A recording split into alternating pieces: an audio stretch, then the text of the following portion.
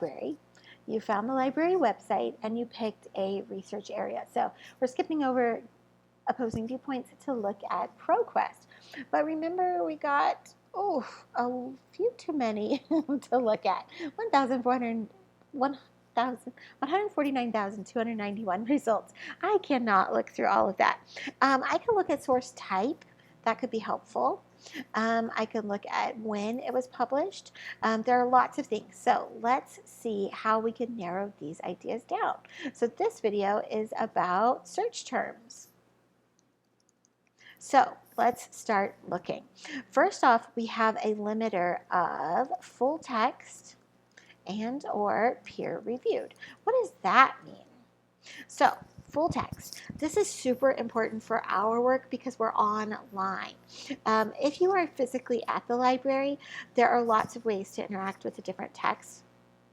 But if we're online, the idea is that we may or may not be easily able to get to campus. So if I had a couple of weeks and I really wanted to look at a particular book, I could ask for things like interlibrary loan. In fact, I'm going to take you to the library page and scroll on down there. Enter library loan request form. It means that pretty much any book or journal out there in the world, I can ask my library to get it for me. You can talk to librarians about that. And it can be amazing. I've done this so many times over the years. But we have 5 weeks. We're online. For instance, I live in Albuquerque. I am not going to be getting up to Farmington to look at a book in the library. I just can't do that. I can't make that happen. So if we're online, if we need quick access, we don't have time to request it and get it, say, shipped to the library, then we need to look at things like full text. It means that anything that I find right here is going to have a PDF or an HTML, something like that where I can grab it. Notice that full text preview, these are available on all of these articles and journals and books.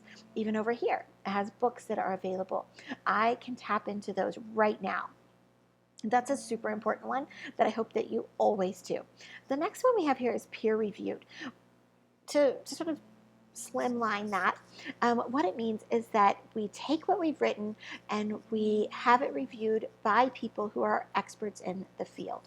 So if I were to write in my field, in my area of medieval studies, and I wanted to write about disability and Apollonius of Tyre, I would send my work to a journal and they would take off any markers that let people know Claire wrote that.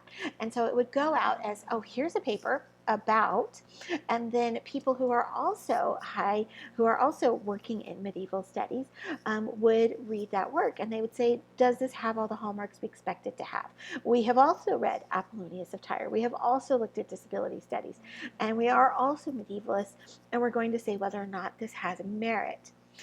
That can be really, really useful. It's going to be narrower because it rules out, say, a magazine article. There could be great material in other places. It really depends on what exactly I want and need. So, for instance, if I'm working on something so hyper-specific, I most likely will have it peer-reviewed. If I'm just talking about, say, for instance, you're like, well, what are the common issues with a common cold? You can look at the Mayo Clinic. It has been peer reviewed, but you could also look at a million other sites that are just sort of copying the same information, and you could do pretty well. You would survive whatever information you found, most likely. But let's do a quick check to see what happens to 149,291 results when I say I also want them peer reviewed. Whoa. We lost half. So they disappeared, right? That means that these are all held to a higher standard. It doesn't mean that they are necessarily better or worse as much as it has a different criteria. So I'm going to take that off because I want to look at everything right now. Right? We reduced it by almost half. So the next thing I could look at would be source type. This could also, I can pick, include and exclude whatever I'd like. For instance, I may want to get rid of dissertations and thesis arguments. Those are by master's and PhD students, and they're going to be hyper-focused on specific areas, and that may or may not help me. At this moment, I don't really want to do that.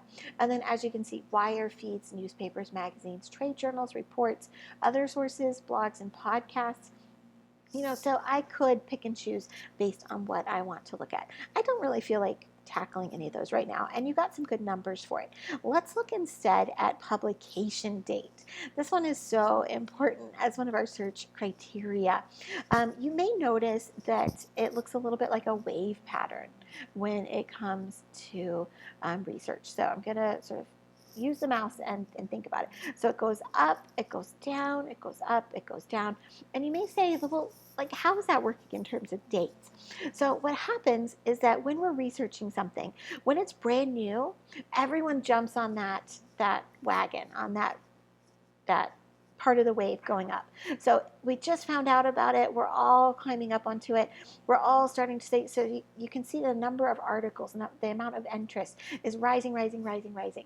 Well, you're going to reach a climax point. You're going to reach the top. And you're going to say, oh, well, we've sort of said everything. And that's where you start to get some really interesting, odd pieces because everything has pretty much been said. And so we're like, well, what do I do next with this? And that's when people start to say, okay, that was too far.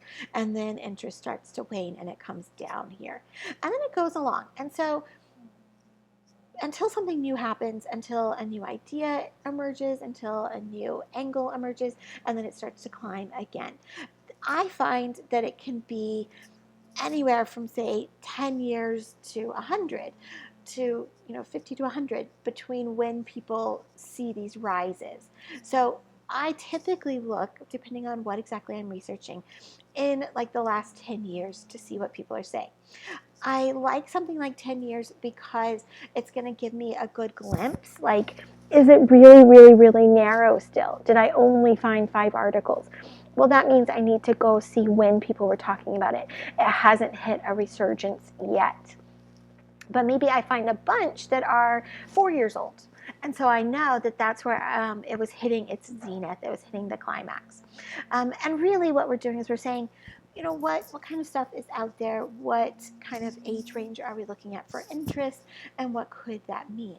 It also depends on what topic. So if I'm looking at something really new, something just now coming to market, then I'd want like the last 12 months. But I find that 10 years gives me a good range. The other thing you're going to find by looking at that 10 years is that if everything was, say, 7 years ago, you're going to find that they are going to look at authors, and you can look then at the reference page for that person, the works cited, the reference bibliography, and get a good clue as to when other time periods were. So it's going to give you a lot of good things. These are the main areas I look at. I look at the time, I look at accessing it, and I look at having that quick full text. So the other thing we could do, I did say United States, and you can see that sort of hampered me, that it said in China and the United States. So one thing I'm going to do is get rid of in the, and I'm just going to say literacy rates United States, because that's just going to sort of tidy it a little bit. But I'm looking at the last 10 years, and I'm looking at full text. And I'm just seeing sort of what items come up. So for instance, here, if I click on it, I'm looking at iReady. It's a particular type of software. And remember, I started to gain knowledge by doing these general searches. I began to see that I need to specify what kind of literacy, because I get information literacy. I get financial literacy. So if I want to get rid of some of those things, I do a little dash, a little hyphen, and I'm going to say financial, because I don't want financial literacy items in here. And it took out a whole bunch. Actually, it only gave me those, so it did not read my Boolean filter appropriately. So let's take that out and go see what it was like. I think we could go by subject as well. I'm going to go over here. It did not like my Boolean operator. That should be a Boolean operator. So this is something to look up, Boolean operations. That's where we usually add like plus or a hyphen for negative, and it should help us out. So here we go. We have students. We have public health. So we know that we don't want things like public health. We have education here. That's still going to give me some more options, because remember, it could be education financial literacy in terms of education. But I'm going to take out public health, COVID-19, patients, pandemics, and healthcare. Just because I want to focus on the education. Students could or couldn't, we don't really know yet what that's going to look like, because remember, I'm looking at literacy and I'm asking sort of what sort of things should be done for students and for people in general, like what expectations do we have. So it starts to help me see some more options. So like this one, early parental literacy. Another thing to do here, when I click on this one, I find that it's looking at Arabic literacy in terms of not just are we reading, but are we reading our cultural heritage, which could be its own paper as well.